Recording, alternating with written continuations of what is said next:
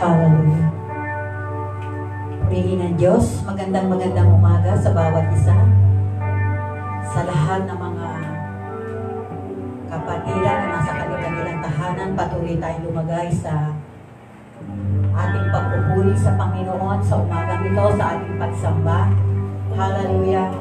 Tunay na dakila ang ating Diyos. Hallelujah.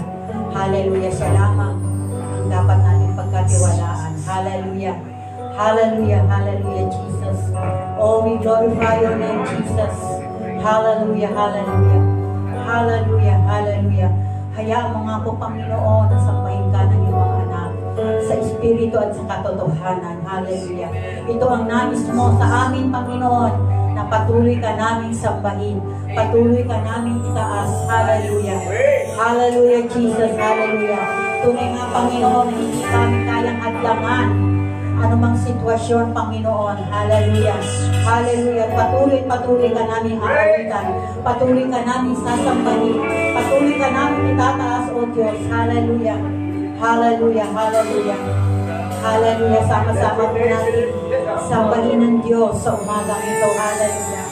Hallelujah. Ang Panginoong Diyos ay narito sa ating kalagitnaan, maging sa bawat tahanan.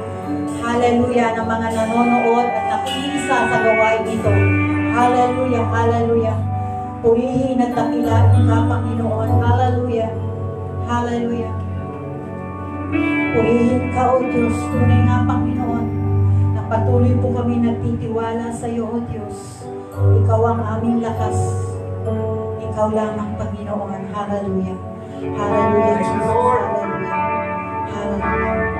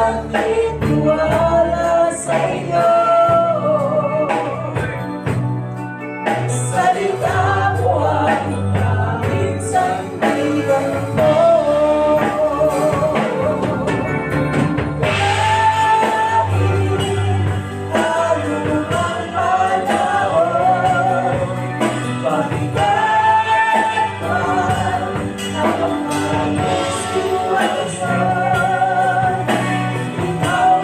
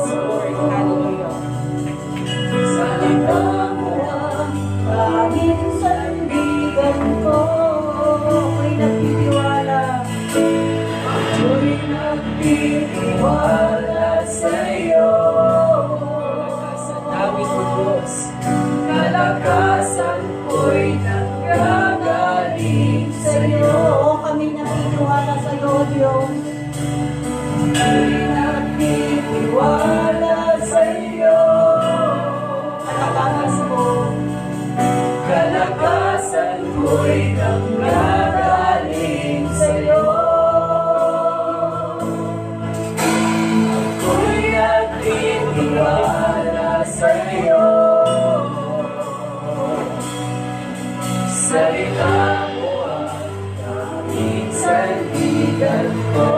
Salita mo ang aming sandigan namin, O Diyos. Salita mo ang aming sandigan ko. Salita mo ang aming sandigan ko.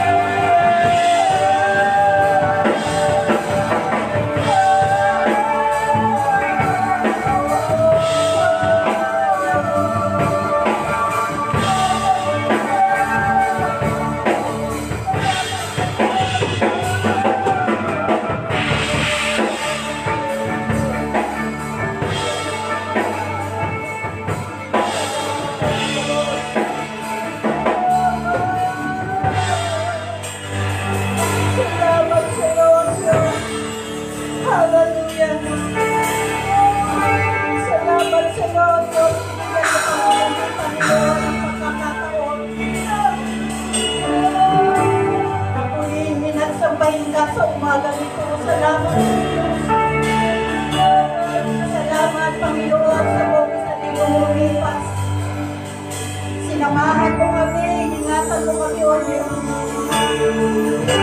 Hallelujah. Hallelujah. Hallelujah. Yes, O Lord. Hallelujah. Yes, O Lord. Hallelujah.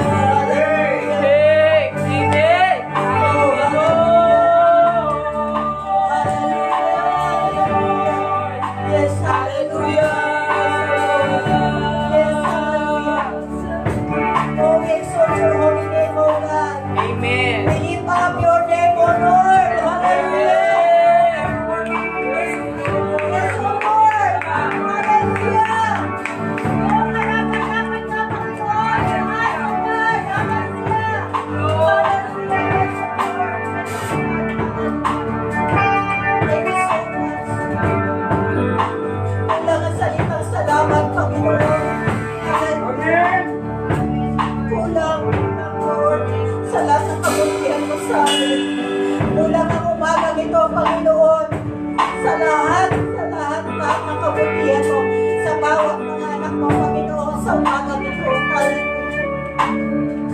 Salamat, Lord. Salamat. Kaya mo ako, Panginoon, ang magpulinan.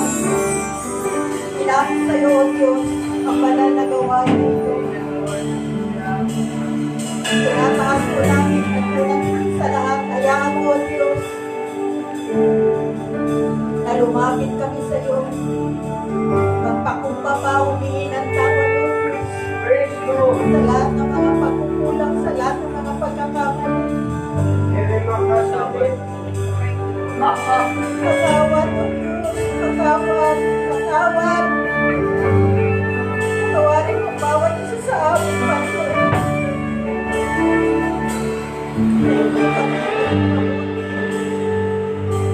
Sa nakalaang isang linggo, Panginoon, nagkulang kami, nagkamali, patawad, O Diyos.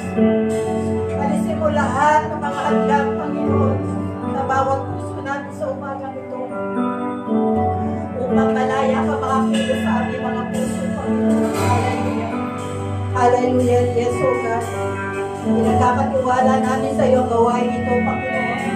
Ang pamumuna at pagsama mo, O Diyos, na sa bawat makikinig saan man panig, Panginoon, ng mundo ito, O Diyos, na naalam ko na maraming nanonood, maraming nakikinig, Panginoon, sa kinauupuan nila, Panginoon. Hallelujah, anuman ang kalagayan nila, anuman ang kalagayan namin sa umagang ito. Hayaan mo, Panginoon, na sa pamamagitan ng mga salita, ito, Panginoon, ay maging kalakasan ng bawat isa sa amin, Panginoon. Hallelujah. Ikaw ang mag-comfort sa bawat isa, Panginoon, sa umagang ito, sa nangangailangan ng mga salita, Panginoon. Patuloy mo, pagpalain ng bawat isa sa umagang ito, O Diyos. Sa gagamitin mo, na magbibigay namin salita, ang aming mahal ng Pastor Alex, O God, patuloy na kumilos ka sa kanyang buhay. Patuloy na ikaw ang manguna, O Diyos. Ang mga salita mo lamang ang mamutawi sa kanyang dami, O Diyos. Bigyan mo itong Panginoon ng kapangyarihan, Panginoon. Hallelujah, sa umaga ito. Purihin at takilain kami ng titulang oras at dali, Panginoon, ay pinagkakatiwala namin sa iyo.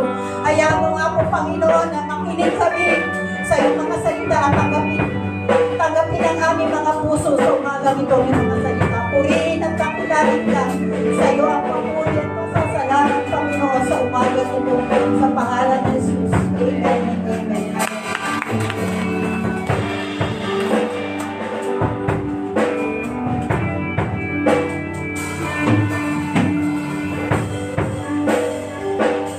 Just lift up your hands to the Lord. Father, truly you are so great. Ama, salamat po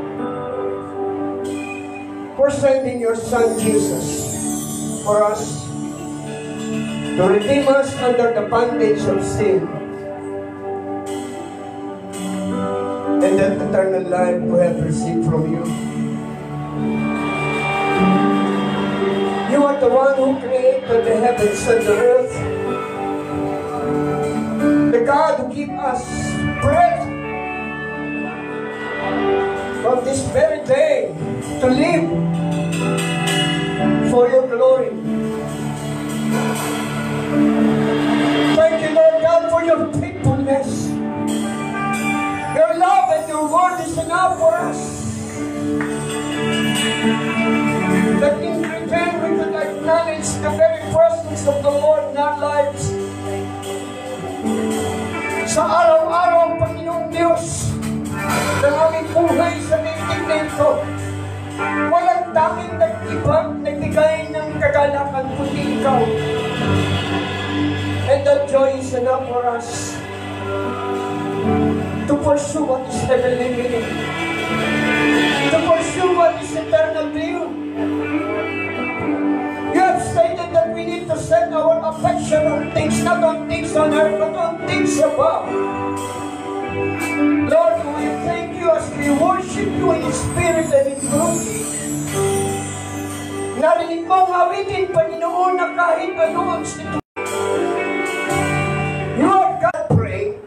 God knows everything what will happen. Alam ng Diyos ang mangyayari sa iyo at saka sa akin.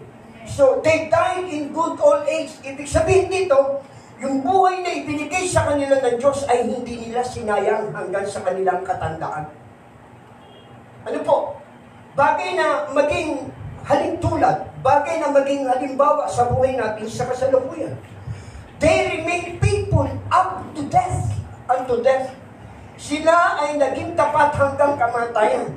At kung babasahin niyo po ang aklat ng Hebreo, Kabanatang 11, talatang 25 hanggang 38,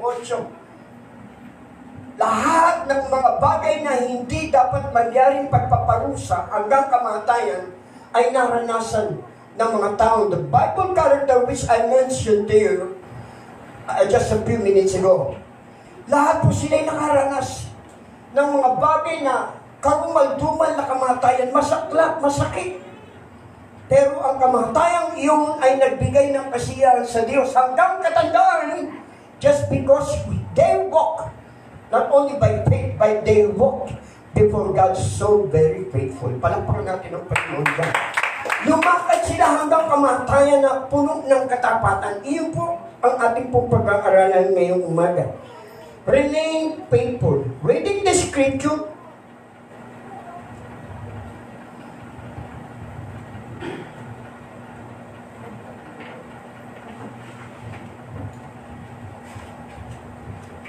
chapter 3, verses 7 to 13. In the book of Revelation, to the angel of the church in Philadelphia writes these things. There are the words of him who is holy and true, who holds the key of David, which no one can shut, and what he shuts, no one can open. I know your deeds, see, I have placed before you an open door that no one can shut. I know that you have little strength, yet you have kept my word and have not denied my name. I will make those who are of the synagogue of Satan, who claim to be Jews, though they are not, but are liars. I will make them come and fall down at your feet and acknowledge that I have loved you. Since you have kept my command to endure patiently, I will also keep you from the hour of trial that is going to come on the world to test the inhabitants of the earth. I am coming soon. Hold on. Just repeat after me the word. Hold on. Hold on. Hey, you guys out there, shout it out. Hold on. Hold on. Sige, kaya kung ginagamit po yung shouting out, madalas ngayon, yung modern time, shout out tayo doon sa ganito, shout out tayo doon sa no? They have been in the pattern of this world, moving around the world, roaming around the world. Yung challenge, puso-puso ngayon yung challenge eh. Maganda eh. No, at lahat ng bagay na hamon ay kanilang of all the challenge of this world, they receive and they operate and they even experience. But the challenge, inviting them to attend the church, the challenge, inviting the scripture, challenge na yun, eh yun ang magdadala sa kanila sa buhay na walang hanggan. Are you listening? In this topic is opening your eyes, the baptism of seeing, yung pong bautismo ng paningin ay meron din po, hindi lamang yung baptism of the Holy Spirit. Hindi lang po yung outpouring of the Holy Spirit, but there is also a baptism of clear seeing. Kailangan, kasi sabi ng Biblia, nakikita nila pero hindi naman talaga nila nakikita. Nalalaman nila pero talagang wala naman silang nararating na karunungan. But this morning, I would like to give you some definition of the word remain or faithful. Remain. The word to stay in the same place, group, situation, or individual, for individual, and for the group. To continue unchanged.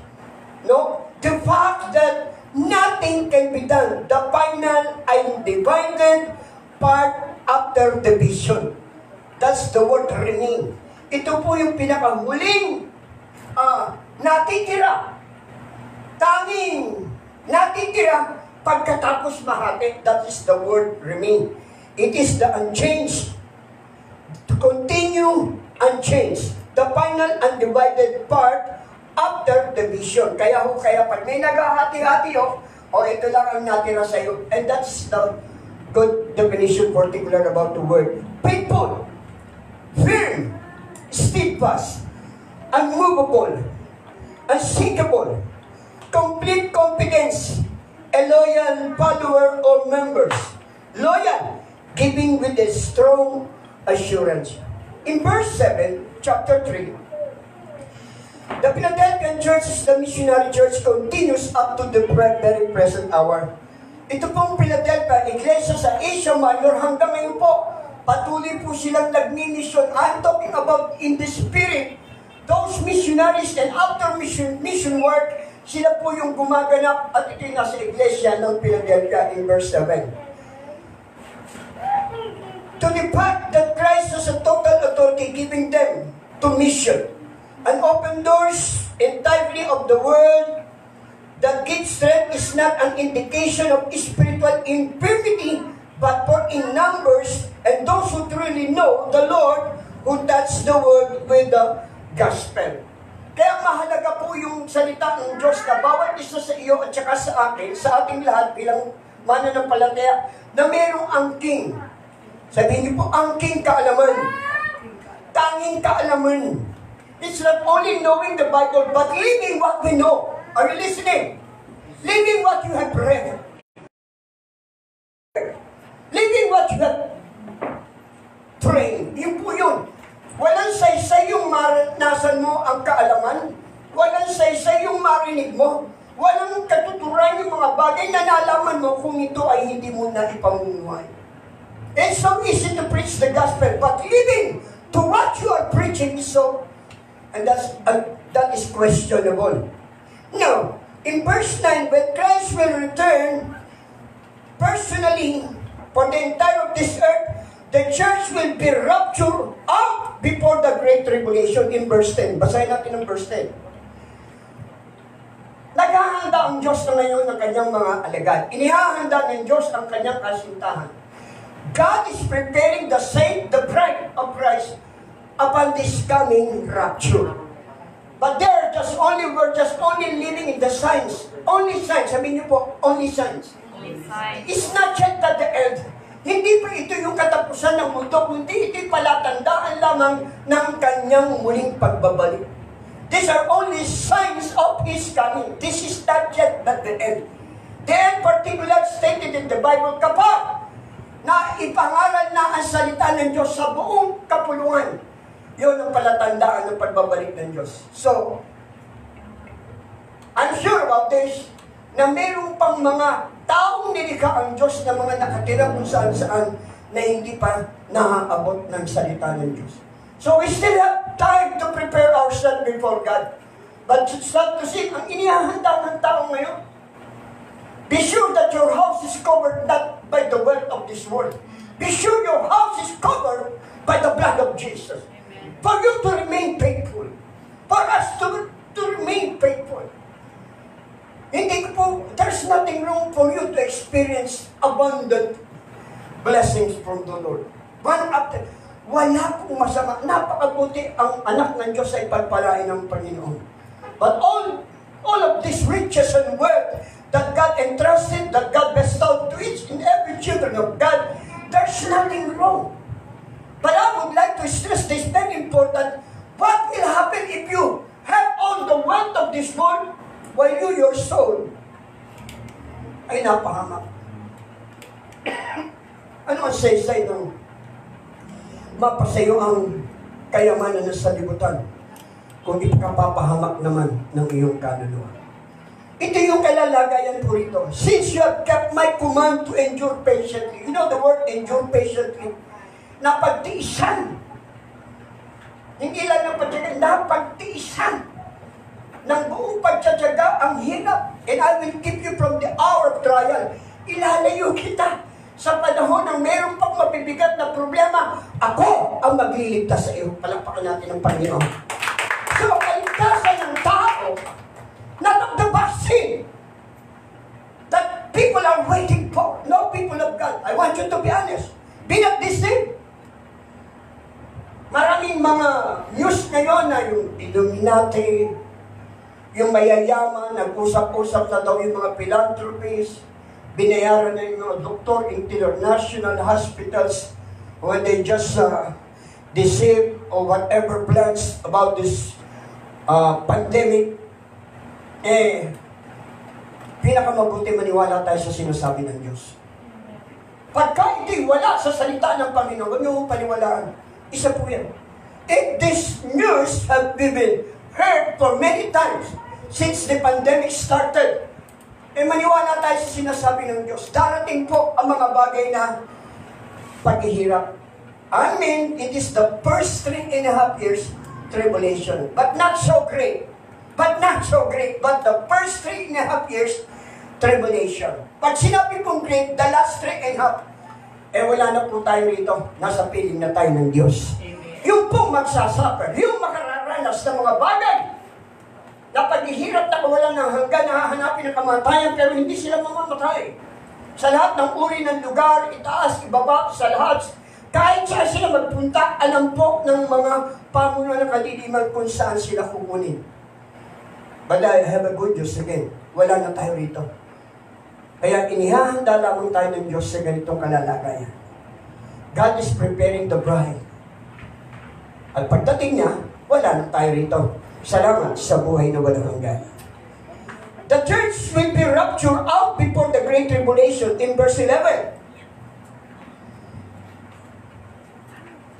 I am coming soon. Hold on to what you have so that no one will take your crown. What you have today?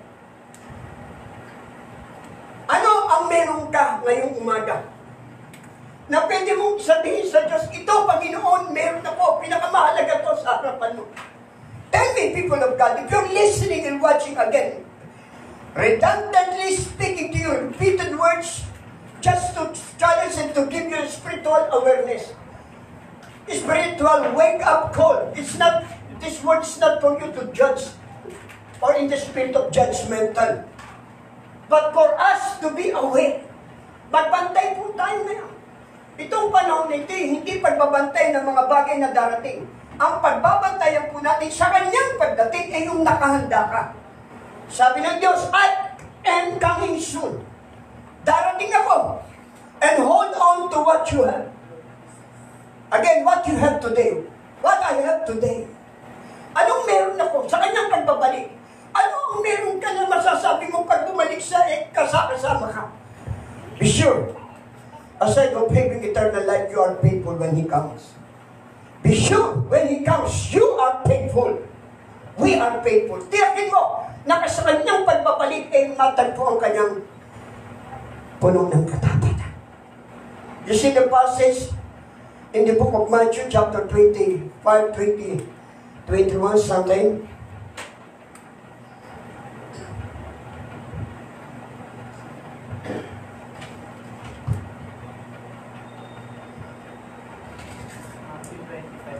Matthew 25, 21.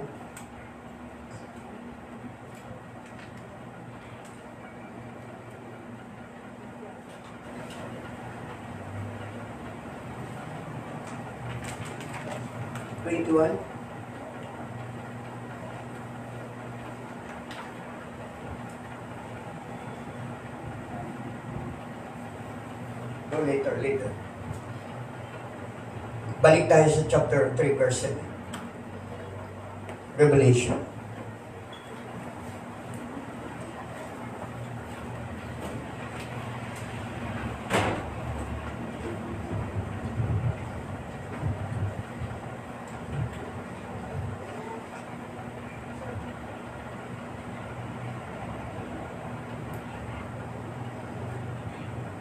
The Philippians congregation was a struggling church. Ulitin ko po.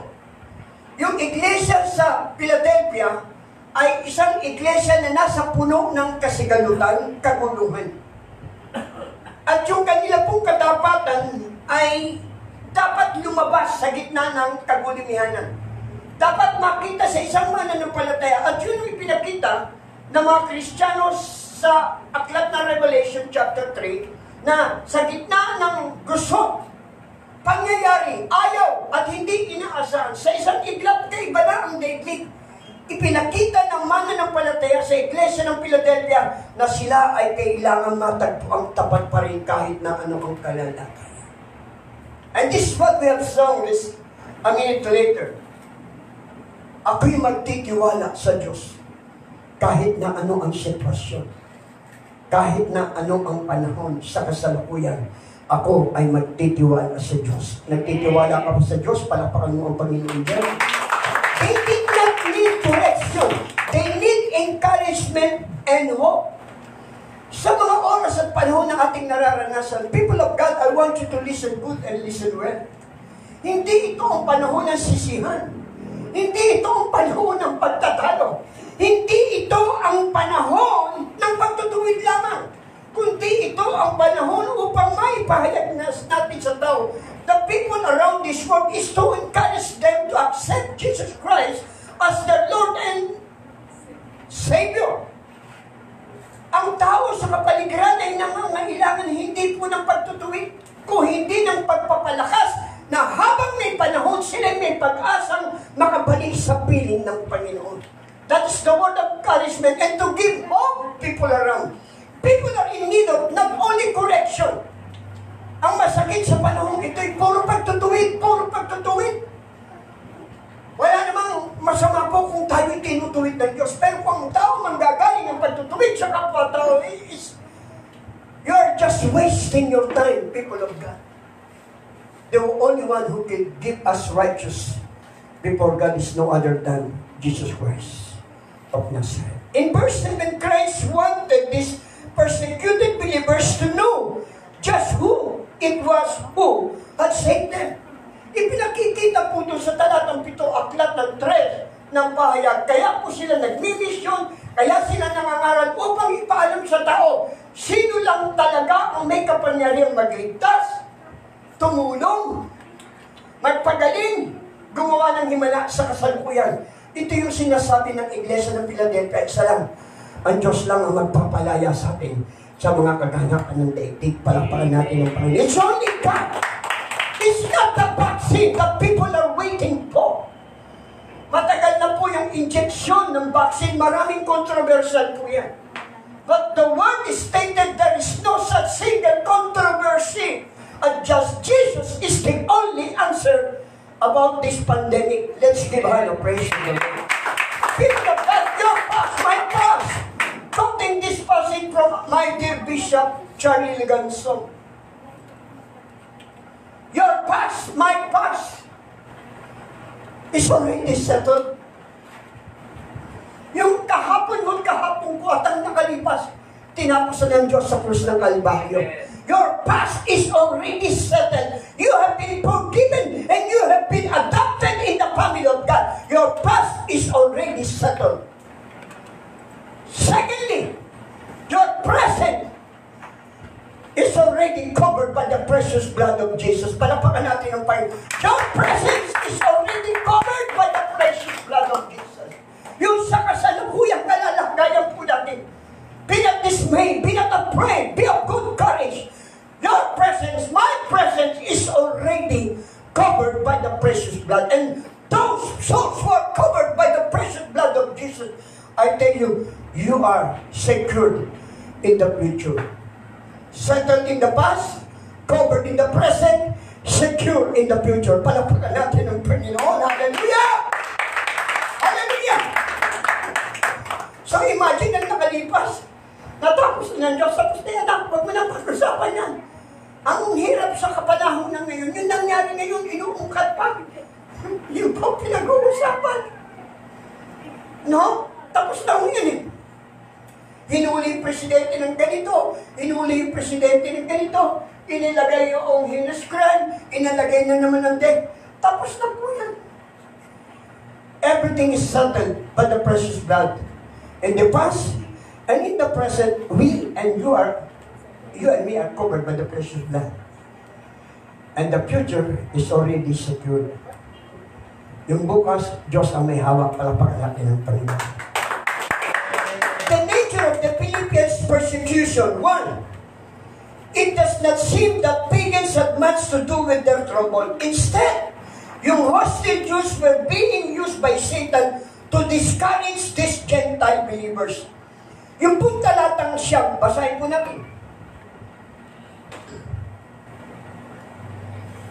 I will make those who are of the synagogue of Satan, who claim to be Jews, though they are not, but are liars. I will make them come and fall down at your feet and acknowledge that I have loved you. The soul that God loves is not the Jews, it is the Gentiles. But coming from the inside of the family of the Jews, sa loob ng mga Hudyo, mga mananampalatayang this is what we call the covenant people of God, kung saan ang Diyos ay nakapagtipan sa mga Israel. Sabi rin po yan, I will make those who are of the synagogue of Satan, who claim to be Jews, na nagpapakilalang sila yung Hudyo. Pero ang ginagawa lamang po nila, sirain yung mga hintil na si Kristo ay hindi pa dapat paniwalaan. Makinig po kayo. Even up to present, there are still Jews who don't believe in the Messiah. Hindi pa naniniwala ang maraming Hudyo, mga Israel, sa Panginoong Jesucristo, pero dumating na. Are you listening? Dumating na. At ito ang maganda. Yung binigyan ng pagkakataon ng Diyos na mahalin, dahil nakita niya ang kanyang mga bayan, na kung saan nangako at pagtipad ay matitigas ang ulo. Even up to present, matitigas ang ulo ng mga Hudyo. I may say, and recall the past, this what we call quoting. Yung po mga punchline ng tao, pagka ang tao nakagawa ng hindi maganda, Hudyo talaga yan, Hudyo. May kausap po ba ako? Quoting this, this statement, pagka matigas ang ulo, Hudyo ka talaga, mana ka sa nanay mo. Hudyo ka talaga, mana ka sa tatay mo. Yung salitang Hudyo, dito ho nagmula. Those are the covenant people of God, which is the Israel, the Jews. But inside the family of Jews, nagpapakilala silang Hudyo, pero mga sinungaling po sila. Mga magulang at kapatid, ngayong umaga, gusto ko po sabihin po sa inyo, there are still hostile Jews, hostile Christians, proclaiming and claiming that they are truly born again. They are still liars inside the body of Christ. But we don't have any right, the authority to judge them. It's only God. The Bible stated, judge not that you may not be judged. Of all this wrongdoing, of all this lying, nasa ilalim po tayo ng kahabagan ng Panginoon. Palapakan ninyo ang Diyos dyan. Kaya, kung papahintulutan lang ng Diyos ang batas sa lumang tipan, wala akong matitirang tao rito. Wala akong si Pastor Alex po rito. Wala akong yung pastor na nangangaral ng salita ng Diyos. Walang born again Christian kung ang paiiralin lang ay ang pagsunod sa batas sa nakalipas sa lumang tipan. Bakit? Sa Old Testament, pag ang bata nagsinungaling po, yung pong bata dadalhin po sa plaza, blindfold, ang unang magbabato dyan mga kamag-anak hanggang mamatay. Kung ito ang gagawin, hindi matira pa kaya. Kaya during one of my seminar in Pangasinan, I was supposed to be the second speaker, but the first speaker is not around, so they called my attention. So I just admit the calling. Sharing, hinamon ko sa kanila, sabi nila, nagtanong lang po kasi ko sino po sa inyo rito yung hindi nagsisinungaling? Tahimik, no? Tumimik, doon sa likod, may nagtaas ng kamay.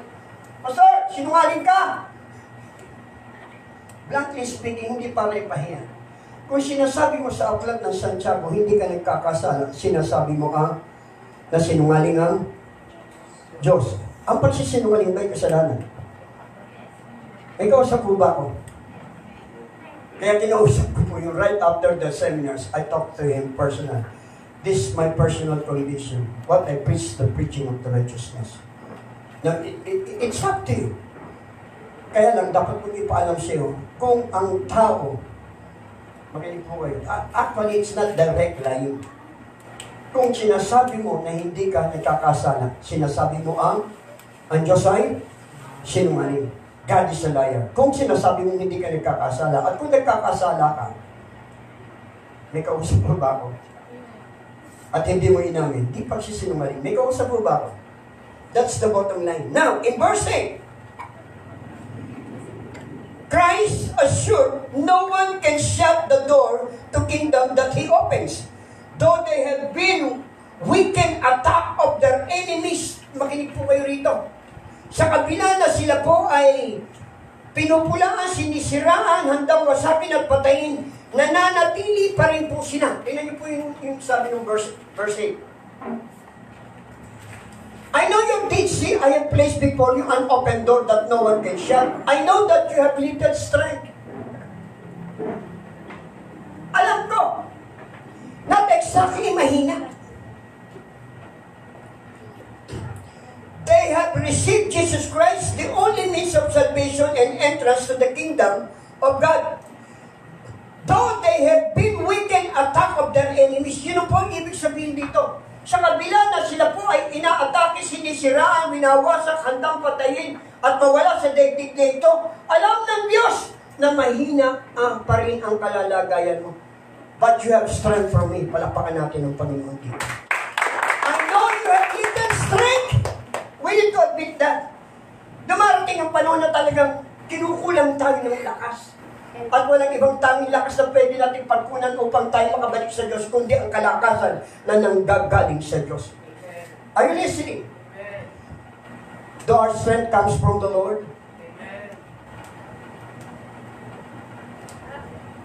I can do all things through. I can do all things. Come on, church. I can do all things. Who's strengthening me? Ha! Magagawa mo, magagawa ko, magagawa natin lahat. Ang nangyayari dito ay malalagpasan natin. Although mahina ang ating katawan, mahina ang lakas narito sa atin, sa pamamagitan ng lakas ng Diyos, magtatagumpay tayo sa mga nangyayari sa daigdig na ito. Magtatagumpay ka sa pangyayari na matagal. Magtatagumpay ka kung ano man ang iyong nararanasan sa buhay na ito.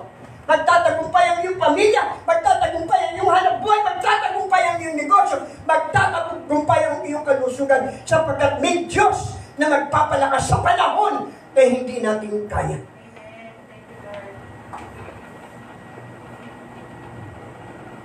Purihin ang pangalan ng Diyos.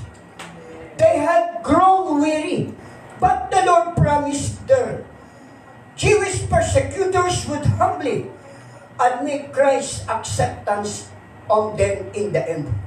In verse 10, since you have kept my command to endure patiently, I will also keep you from the hour of trial. Palapakan niya natin ang Diyos.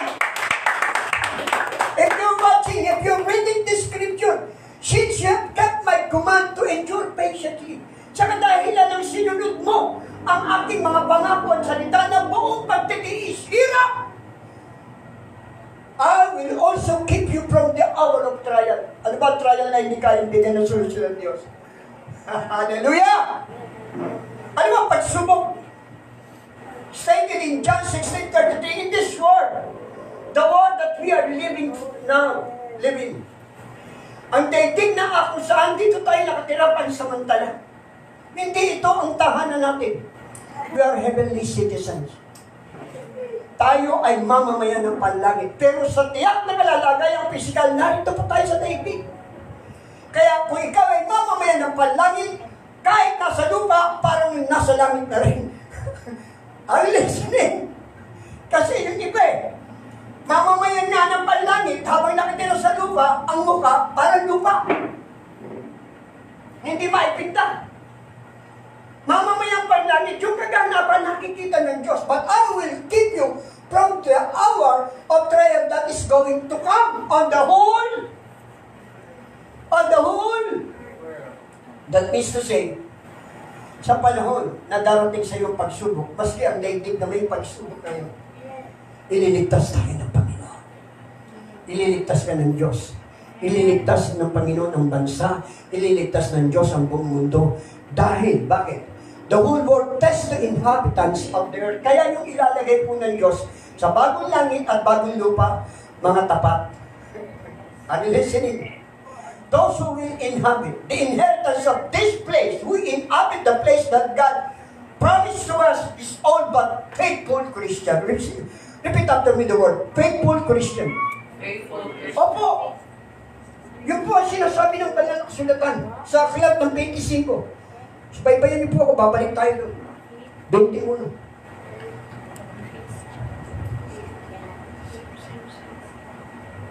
Matthew 25:21.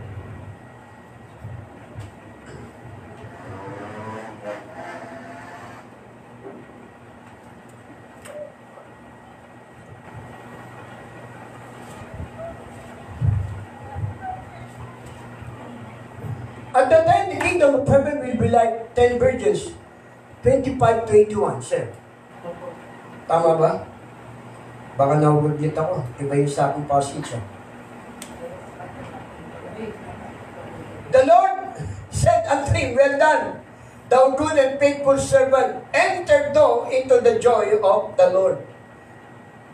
So yung passage po, medyo na-misplace. Pero yung sabi ng Biblia, alika!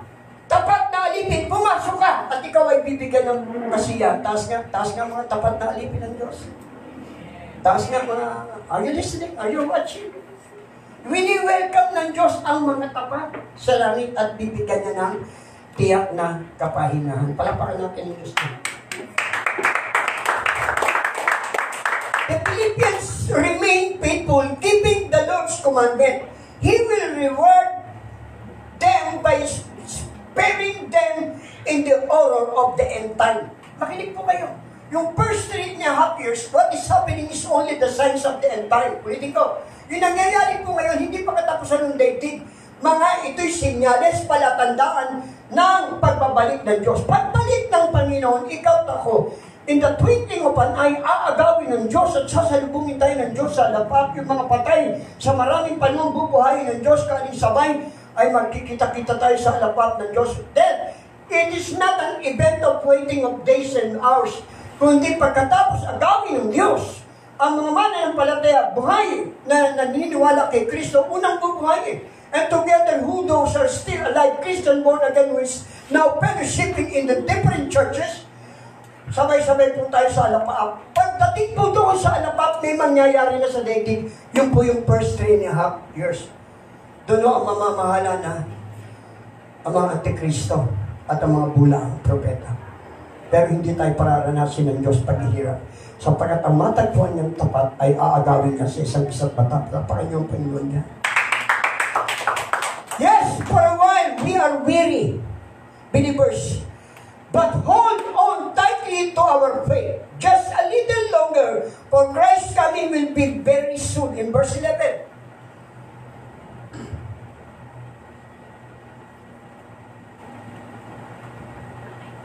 I am coming soon. Hold on to what you have. Mga kapatid, malapit nang bumalik ang Panginoon.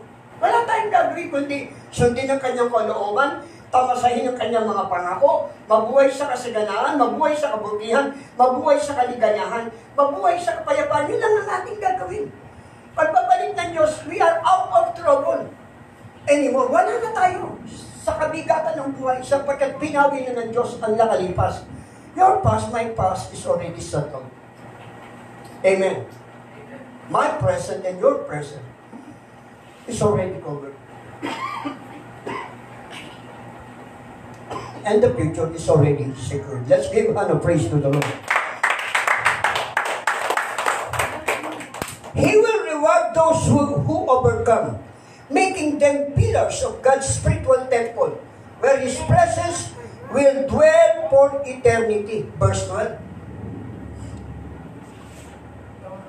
The one who is victorious. Are we victorious? Are you victorious? Amen. Are you listening? The one who is victorious, I will make a pillar in the temple of my God. Never again will they leave it. I will write on them the name of my God, the name of the city of my God, the new Jerusalem, which is coming down out of heaven from my God. And I will also write on them my new name. Hallelujah! Hallelujah! He will reward those who overcome. Bibigyan niya ng gantimpala yung nagtatagumpay at mananagumpay. Are you an overcomer? Amen. Are we an overcomer? Amen. Shout it out! Are you an overcomer? Amen. He will complete their maturity, marking them with the character of God. The bride, the Lamb's wife, we need to shout to prepare and not for the vaccine. Be not deceived this night. I'm warning you, people of God. Binibigyan ko pa yun ng babala, hindi po para just to give you some sort of trust, but just to give you a spiritual understanding. We're not waiting for any vaccine, but we are waiting for the coming King. Palakpakan natin ang Panginoon. We are waiting for the coming King. Hallelujah. Yes, you and me are tired, but never retired. Hallelujah! Yung overcomer, nakakalanos po ng pagod. Are you listening? Napapagod din tayo. Kaya isip, paghahanda, pagsisikap. Pero hindi tayo sumusuko. Yes, we experience tired, but we will not retire. Amen. Hallelujah. The wonderful promise of God is, yan, be ready. Kung nakahanda ka ngayon, makinig po kayo. Ito ang panahon ng tagumpay. Ito ang panahon ng tagumpay. Amen. Ito ang panahon ng kasiyahan. Ito ang panahon ng kagalakan, Pastor. Word ka ba? Okay ka lang ba? Pag nauutatan din. Masaya po ako sa piling ng Diyos. Taas nga masaya sa piling ng Diyos. Palapakan nga natin ang Panginoon. Hallelujah! Alam mo yung puno ng pangamba? Yun yung pinanggit natin pag-aaral na ang panahong ito'y darating na ang tao mapupuno ng takot. This is what we are tackling for the person, the Sunday, the Tuesday, and the Thursday. The spirit of boldness, the source of boldness, and the areas of boldness.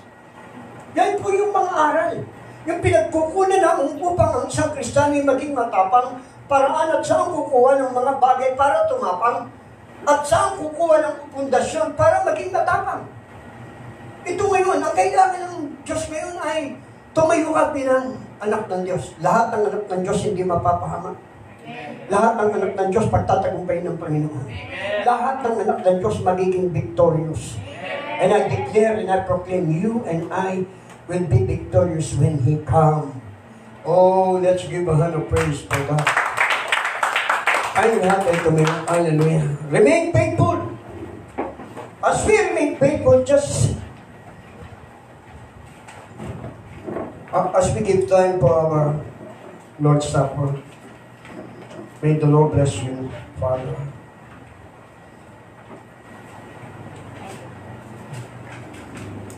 Ako'y magtitiwala sa iyo.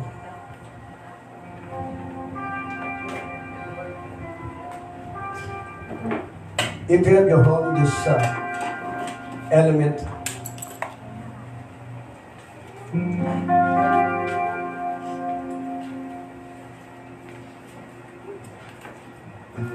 may the Lord bless you, Father.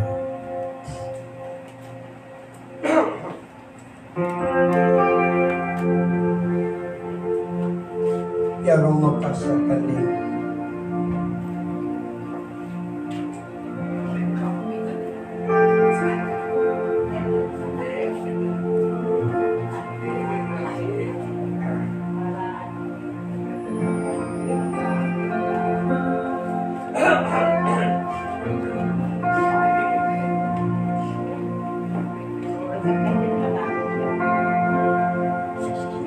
You just ask the Lord to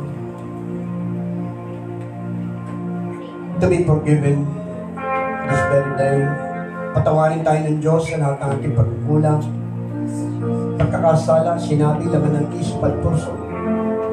Renounce everything that is not pleased in the sight of God.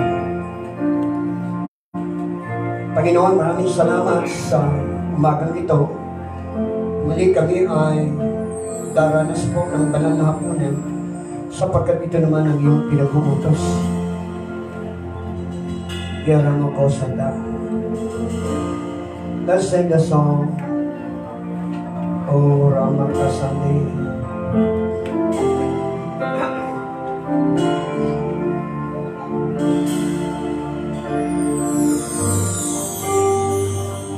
Come on, church. Banal ang gawain ito.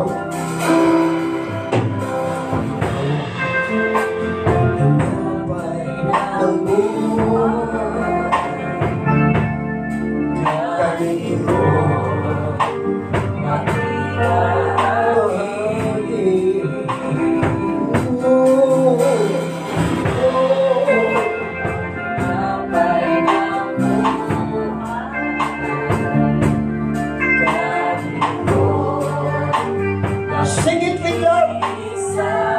Awitin ninyo ang Diyos na rin mag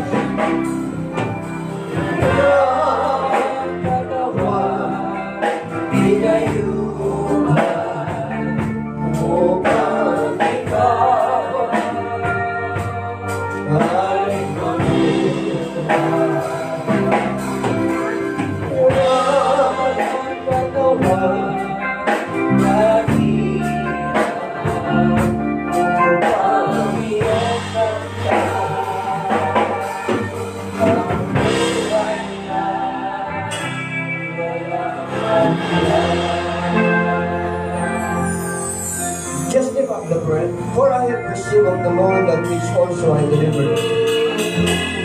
That the Lord Jesus, the same night in which he was betrayed, took bread.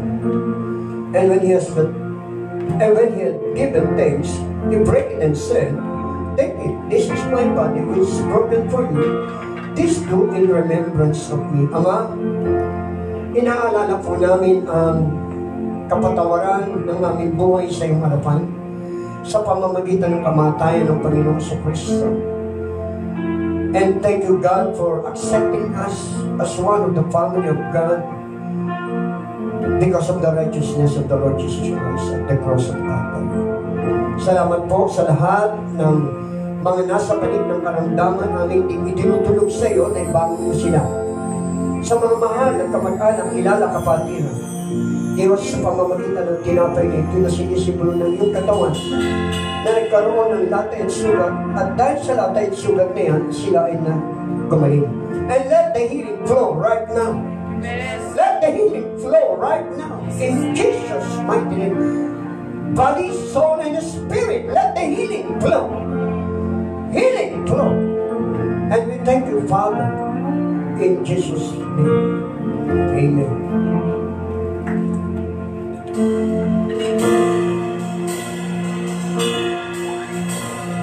We'll sing this song.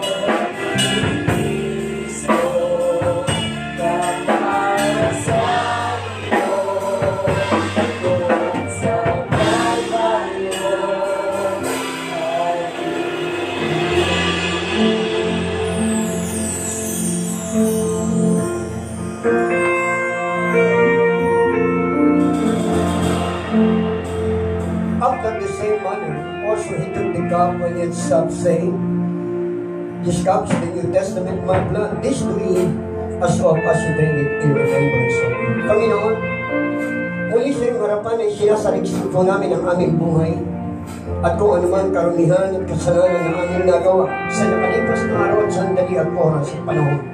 Patawad, Panginoon Diyos. And once again, we ask that cleansing power by the blood of Jesus for us. Lord God, na mabigyan ka namin ng kasiyahan sa mga susunod pang araw na darating. Pagpalain mo, Diyos, ang nakipag-isa sa banal na hapunan sa pangalan ni Jesus. Amen. Amen.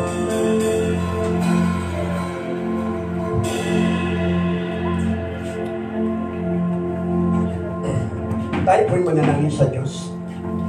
This coming Sunday, I'm just asking all those CCJC family, especially, I want you to listen good and listen well about this announcement. This coming Sunday, we will be having our two services, the first and the second service. Magkakaroon po tayo ng mga, magpaalam na lang po ninyo, mag-PM kayo, lagay nyo sa messenger, kung sino po yung gusto sa 9 to 10:30, and 10:30 to 12. Bali, dalawa po yun. 9:30 ang start, up to 11. Tapos from 10:30 something, 9 to 10:30, tapos 10:30 to 12. Kaya yung mga first service, magpalista na lang po kayo, lagay nyo sa messenger, sa Facebook, or any, para maibigan po natin yung gawain ng Panginoon. Amen po ba ron? We will follow about this sa pagbaba, lahat, and all the protocol, magsusunod po tayo sa gobyerno. Tayo manalangin sa Diyos. Kung kayo po'y pinagpala ng Panginoon kayo sa mga nakarinig, pwede po niyong padala ang biyaya na sa pamamagitan ninyo mapanood ay padala po niyo ito. And the Lord in return will bless you also. Amen po ba ron? Summary natin sa panalangin, mabilis ang pagaling ni Godwin. Hallelujah. Salamat. Salamat din sa mga kapatid ng naging bahagi. Alam nyo, I'm truly blessed as your pastor. We have overcome all napagtagumpay natin ang mga bagay na kusang hinaharap natin sa pakikipagbaka. Palapakan muna natin ang Diyos niya. Kaya sa nagpadala ng kanilang mga kaloob, ng kanilang mga pledges, salamat po sa inyong mga buhay. And in return, rest assured, the Lord will bless you more. What stated in the Bible, give and it shall be given unto you. Amen po ba ron? Pag-pray natin yung mga mahal natin sa buhay na nasa ibang bansa, mga kapatiran. I will not mention any more the names because God knows every one of them. Kilala na sila ng Diyos. At alam kong iniingatan ng Diyos sa kanilang mga buhay sa ibang bansa. They were covered by the precious blood. They will be blessed by God. All the works of their hands, lahat ng galaw ng kanilang mga kamay ay pagpapalain ng Diyos. And they will also be saved by the blood of Jesus. Sa Pilipinas, Luzon, Visayas, Mindanao, mga kapatiran po namin nasa Mindanao, lahat na nasa ilalim ng pamantayan ng mananampalataya ating pagpapalain ng Diyos. Lift up your hands to the Lord. Lord, we pray for our brethren in Christ in abroad. Though we will not mention any more the names, Lord, but you know them, Father, for the many years. Kilala mo sila. At alam po namin, naging mabuti ka sa kanila. Naging matapat ka sa mga pangako mo para sa kanila. At yun ang aming dalangin, Panginoon. Ang katapatan mo ay maranasan nila. Ang kabutihan mo ay maranasan nila. Ang pagpapala mo ay maranasan nila, Panginoon. Ang mga binhina na itinanim nila sa gawain ng Diyos, ibabalik mo na siksik, liglig, pit at umaapaw. Dahil din ang Luzon, Visayas, Mindanao, mga kapatiran po namin. Itinadalangin namin sila sa iyong Panginoon. Dahil hindi na mga nasa balik ng karamdaman. Panginoon, maraming salamat sa iyo, mana.